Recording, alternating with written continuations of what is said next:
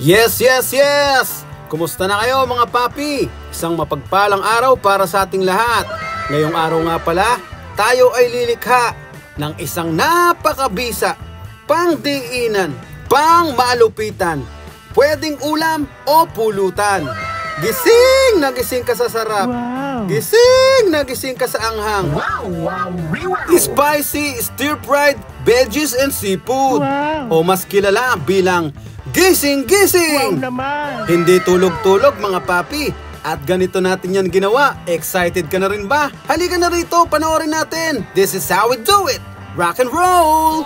Sa ating panimula, gagamit tayo dyan ng syempre malulusog at nagseseksihang hipon. Next natin dyan mga papi, gagamit din tayo dyan syempre ng pusit, squid. Alright, maglalagay din tayo dyan ng bawang, sibuyas at siling labuyo. Slicein lang natin yan mga papi, yung ready na panggisa. Wow naman! Ito naman ang ating mga kagulayan. Wow! Meron tayo ditong lettuce Wow. o Chinese cabbage. Meron din tayo ditong capsicum o bell pepper. Wow. Gagamit din tayo dito ng sitsaro o snow peas. Wow. Meron din tayong young corn. Wow. Ganun din naman sa ating broccoli. At syempre hindi pwedeng mawala ang carrot. Hiwain lang natin yan papi, yung medyo malalaki.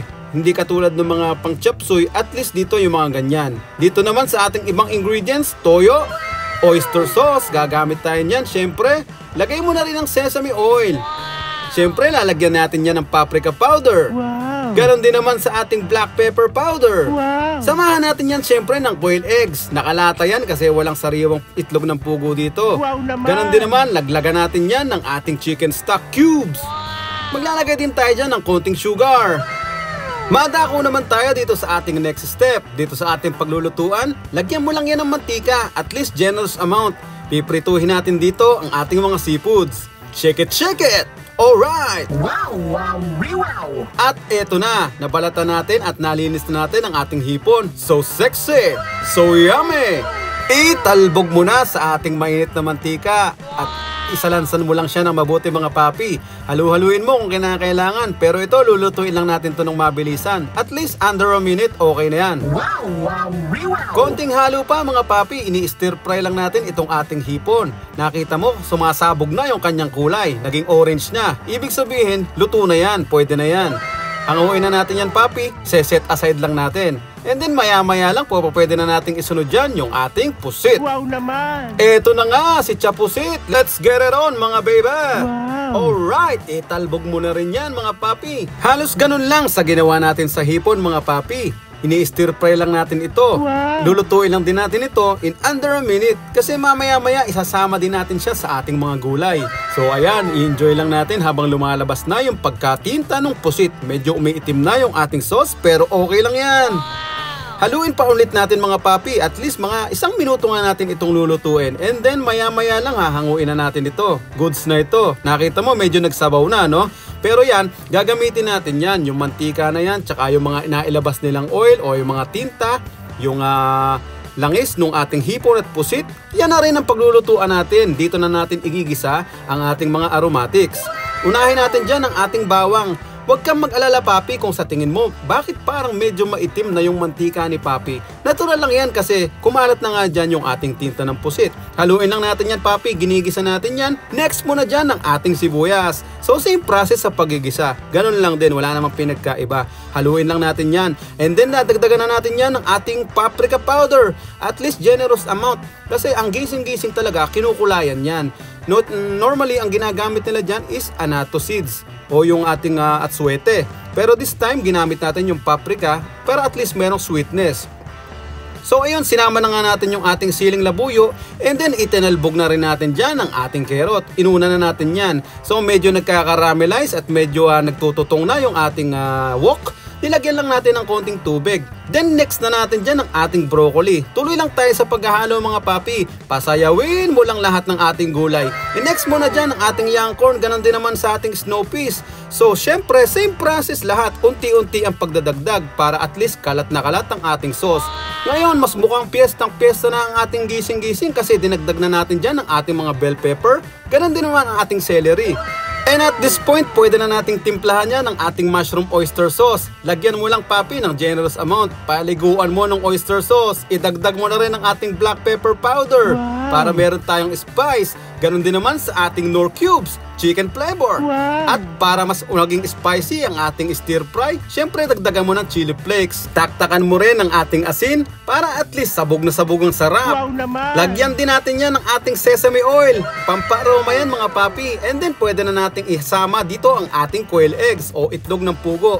So ngayon, hahaluin na ulit natin yan mga papi. Kasi marami na tayong nailagay na ingredients. Ngayon yung ilalim ng ating wok, yung mga gulay daw naluluto na, kaya at least occasionally hahaluin natin yan. Although hindi pa natin nalalagay lahat ng ating mga pampalasa, pero at least naghahalo tayo every once in a while. Ngayon naman, idagdag mo na rin ang ating liquid seasoning. Depende na sa iyo kung gaano katapang ang gusto mo dito mga papi. Pero at least, yung saktuhan lang. At mas masarap ang gising-gising kung mayroong konting tamis, kaya lagyan natin yan ng konting asukal. So ngayon, hahaluin ulit natin yan mga papi para hindi siya nagtututong, at least crunchy ang ating mga gulay. Panghuli sa ating mga veggies, isasama natin dyan ang ating Chinese cabbage o kahit ano po pwede, gamitin mo repolyo o kaya naman lettuce, okay lang din yan. So ito panghuli natin dito sa ating gulay. Medyo babalasahin lang natin ulit mga papi. Pasayawin mo lang lahat. Piyestang-piyesta ang kulay. Napakasarap. Napakabango. So tuloy lang tayo sa mga paghahalo. Alright. Wow naman. Dito sa ating gising-gising, mas matagal pa ang mga paghihiwa at pagpe-prepare kesa sa mismong pagluluto nito. Napakabilis lang. At ito, bandang dulo, fusion ng ating squid at ng ating shrimp. Isama na natin dyan yung kaninang in-stir fry natin na pusit at hipon. Ngayon papi, tuloy lang tayo sa paghahalo at least okay na to. Ayaw natin to ng overcook. Gusto natin half cook lang. Ito na nga pala ang ating gising-gising. Crunchy veggies, aromatic seafood, savory sauce. Napakasarap ng ating gising-gising. Tara, kain na tayo mga papi! 1, 2, 3, 4. Pacha papi, yeah. Pacha papi, yeah. Pacha papi, yeah. Pacha papi, wow, wow, wow. Pacha papi, yeah. Pacha papi, yeah. Pacha papi, yeah. Pacha papi, wow, wow, wow. Pacha papi, yeah. Pacha papi, yeah. Pacha papi, yeah. Pacha papi, wow, wow, wow. Pacha papi, yeah. Pacha papi, yeah. Pacha papi, yeah. Pacha papi, wow, wow, wow. Pacha papi, yeah. Pacha papi, yeah. Pacha papi, yeah. Pacha papi, wow, wow, wow. Yon! Spicy stir-fried veggies and seafood. Mas kilala bilang gising-gising, hindi tulok-tulok. Alright mga papi, napakasarap nitong pangpulutan. Pwede rin namang pang-ulam. Napakabilis at napakadali lang gawin. Wow naman. Mga papi, konting lambing naman dyan. Kung nagustuhan mo ang ating video, subscribe ka na dito sa ating YouTube channel, Pacham Papi. Mag-like ka na rin dito sa ating videos. Kung nagustuhan mo, mag-leave ka na rin ng comment and i-share sa ating friends and families. Ito ang inyong Pacham Papi. Bye-bye!